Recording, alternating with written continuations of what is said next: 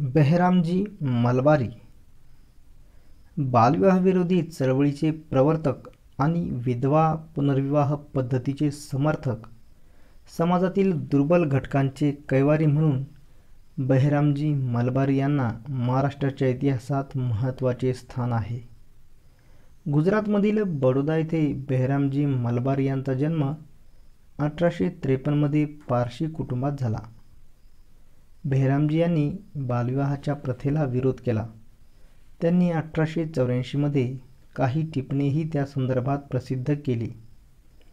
यात त्यांनी बालविवाहाच्या प्रथेवर व त्यामुळे येणाऱ्या वैधव्यावर प्रकाश टाकला.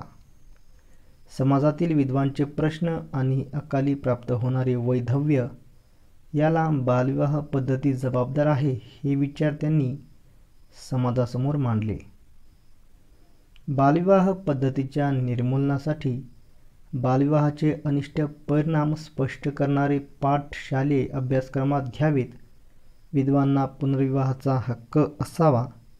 विधवा विवाहाचे पौरोहित्य करणाऱ्यांना वाळीत टाकले जात असे, त्यास बंदी करावी इत्यादी मागण्या त्यांनी शासनाकडे केल्या. त्यांचे विचार मूलगामी होते. त्यांच्या वैचारिक जागृतीच्या मोहिमेतूनच पुढील काळात संभवनीय विधेयक मंजूर झाले. समाजसुधारणेच्या कार्याबरोबरच बेहरामजी पत्रकारितेच्या क्षेत्रातही लिखाण करत होते. त्यांनी इंडियन स्पेक्टेटर हे साप्ताहिक सुरू केले. दादाभाई नौरोजी यांच्या व्हॉइस ऑफ इंडिया या नियतकालिकात ते लेखन करत. त्यांनी दयाराम गिडुमल यांच्या मदतीने सेवा सदन ही संस्था स्थापन केली.